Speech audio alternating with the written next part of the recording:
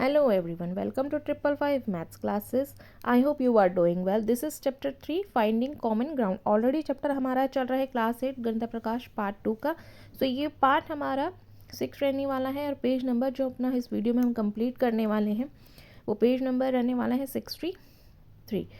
ठीक है, 63 पर फिगर इट आउट के जितने भी क्वेश्चन होंगे, वैसे तो ये इस चैप्टर के last he figure it out है 63 एंड 64 पेज नंबर पर. जितने भी क्वेश्चन हमें मिलेंगे 63 पर फिगर इट आउट के वो हम पहले कंप्लीट करने वाले हैं. ठीक है, तो let we start our figure it out. Question number 1. So this is how figure it out. In the two rows below, colors repeat as shown. When will be the blue stars meet next? आपको blue star के बारे में बताना. सो देखिए यहाँ पर अगर हम काउंट करते ही चलेंगे ना, तो ब्लू स्टार एक तो 4 नंबर पर है फर्स्ट वाली रो में. मैं यहाँ लिख देती हूँ. ठीक है, और एक यहाँ पर है आगे.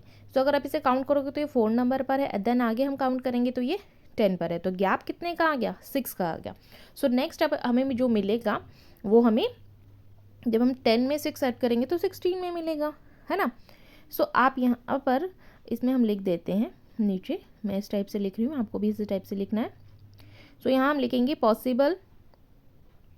Posting blue star in top row, या पोजीशन भी लिख सकते हैं आप. Blue star in top row, पहले हमें टॉप रो का बताना है. सो हम फर्स्ट लिखेंगे इज इक्वल टू 4, 10, 16 एंड 22 हो जाएगा. ठीक है, एंड सो ऑन आप आगे इनमें 6 ऐड करते जाएंगे. सो यहाँ पर मैं लिख देती हूँ एट 6. ठीक है, सो नेक्स्ट पे हमें बॉटम रो का देखना है, तो हम लिखेंगे posting blue star in bottom row. ठीक है, बॉटम रो में हम देखेंगे तो यहाँ पर नीचे वाली जो रो है, देखिए आप इसमें ये है एक तो ब्लू वाला. ठीक है, ये 4 पर है. देन आगे 3 का गैप इनमें चल रहा है. ठीक है, तो इसमें आप लिख देंगे यहाँ पर 4. देखिए मैं ना रेड से भी दिखा देती हूँ आपको करके, यहाँ येलो दिख नहीं रहा. ठीक है, तो देखिए अब काउंट करेंगे तो आप 3 का ही इसमें गैप चलेगा. तो आप लिखेंगे 4, 8, 12, 16, 20 एंड इसमें 4 ऐड हो रहे हैं. आप देख रहे हैं ना, 4th नंबर पर है, फिर 4th नंबर पर ब्लू है, फिर अगेन 4th नंबर पर है. ठीक है, तो इसमें 4 ऐड हो रहे हैं. ओके, सो यहाँ पर हम लास्ट में इसमें मेंशन कर देते हैं. मैं ना यहाँ पर ऊपर की साइड लिख देती हूँ, आप इसके नीचे ही लिखिएगा. सो आप लिखना नेक्स्ट पोजीशन. मैं अगेन लिख देती हूँ, जस्ट अ वेट. हाँ, नेक्स्ट पोजीशन, ये कॉमन पोजीशन भी आप बोल सकते हैं. ठीक है, नेक्स्ट पोजीशन इसकी हो जाएगी 4 एंड 16.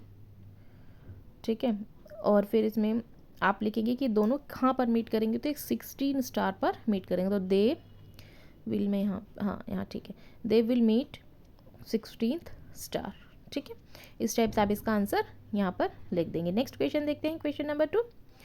So A 5 × 7 × 11 × 11 multiply 5 × 7 × 7 × 11 × 2. एक 11 मिसिंग हो गया है तो 2 लिख दिया है. नीचे भी ऐसे ही एक नंबर की जगह. तो हम इसके फैक्टर्स करते ही चलेंगे. ठीक है, सो सबसे पहले हम लिखेंगे नंबर लेफ्ट हैंड. ये लेफ्ट, जी मैं 1 मिनट में इसको अगेन लिख देती हूँ. हाँ, left hand and right hand L H S आपने प्रीवियस क्लासेस में भी पढ़ा है. ठीक है, मैं भी आपको बता दूंगी लास्ट में कि कौन सा हमारा लेफ्ट है, कौन सा हमारा राइट एक्सप्रेशन होती है. So number left hand expression can not be multiple of right hand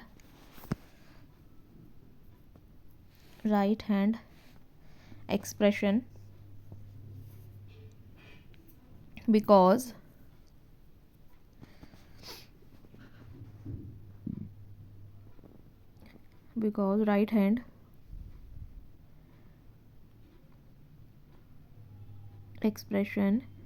right hand expression contain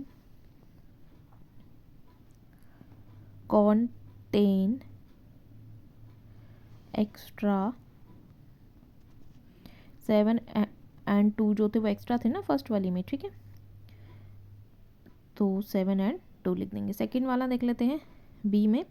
so B में आप लिखेंगे नंबर लेफ्ट हैंड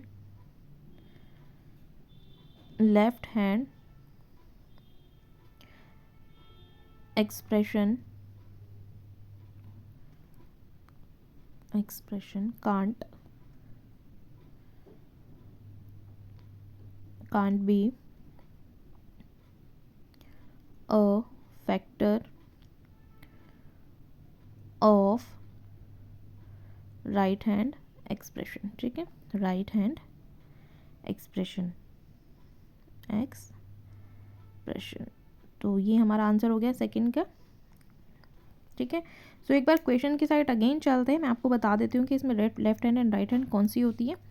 सो देखिए, यहाँ पर जो ऊपर की साइड है, जो आपकी लेफ्ट हैंड की साइड होगी वो लेफ्ट हैंड में होगी, और जो राइट हैंड की साइड होगी वो राइट हैंड काउंट होगी. जैसे ये लेफ्ट हैंड की साउंड काउंट हो रही है और ये वाली राइट हैंड की, मैं यहाँ साइड में लिख देती हूँ, ये राइट हैंड हो गया.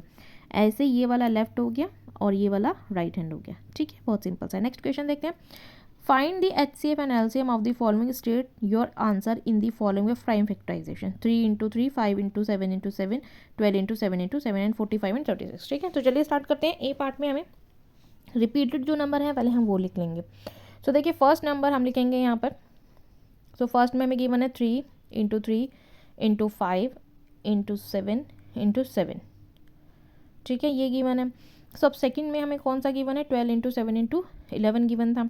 तो 12 की हम फैक्टराइजेशन करके लिख सकते हैं, वो गलत तरीका नहीं है. ठीक है, तो 3 इंटू 2 इंटू 7 इंटू 11. तो देखिए 3 को जब 2 से मल्टीप्लाई करेंगे तो 3 2 जा तो 6 हो जाएगा. ठीक है, 3 2 जा 6 हो गया. 12 के फैक्टर्स लिखना है ना, आप एलसीएम निकाल के भी कर सकते हैं, मैंने डायरेक्ट ही लिख दी है फैक्टर्स. ठीक है, तो यहाँ पर ये 5 नहीं आएगा, यहाँ पर 2 आएगा. ठीक है, सॉरी बाय मिस्टेक मैंने 5 लिख दिया था.